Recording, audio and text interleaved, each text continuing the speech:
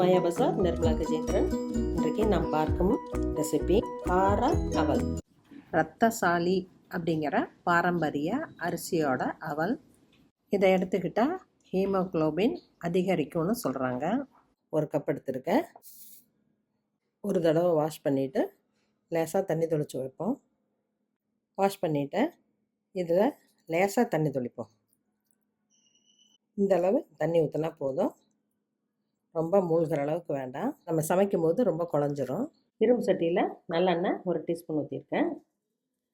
கடுகு ஒரு பிஞ்ச் வெடிச்சிருச்சு. உளுந்தம்பருப்பு அரை டீஸ்பூன், கடலைப்பருப்பு அரை டீஸ்பூன், வறுத்து க்ளீன் பண்ண வேர்க்கடலை ஒரு டேபிள் ஸ்பூன், பச்சை மிளகாய் ஒன்று, கருவேப்பிலை கொஞ்சம், வரமிளகாய் ஒன்று, சின்ன வெங்காயம் 5 பொடியாக நறுக்கியிருக்கேன். எல்லாம் ஒரு 2 நிமிடம் ஃப்ரை ஆகட்டும். கடலப்பை மிக்சியில் பொடி பண்ணி வச்சுருக்கேன். அது தேவையான அளவு போட்டுக்கலாம். அவலை ஊற வச்சுருந்தோம். அளவாக தண்ணி ஊற்ற நல்லா உதிரியாக வந்திருக்கு. அதை போட்டுடலாம். ரொம்ப ஃப்ரை பண்ண அவசியம் இல்லை, லேசாக சூடானா போதும்.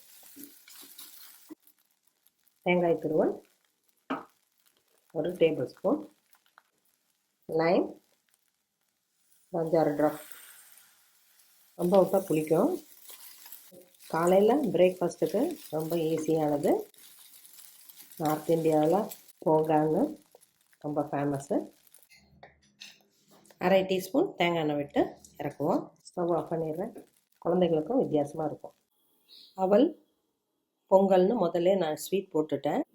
இது காரம் அவல் ரெடி ஆயிடுச்சு. கண்டிப்பாக எல்லாருக்கும் பிடிக்கும். நாம் எப்பவும் வாங்குகிற வெள்ளை கலர் அவலை விட இந்த அவல் ரொம்ப டேஸ்ட்டாக இருக்குது. செஞ்சு பாருங்கள், சாப்பிட்டு பாருங்கள். பிடிச்சிருந்தா சப்ஸ்கிரைப் பண்ணுங்கள், ஷேர் பண்ணுங்கள். தேங்க்யூ.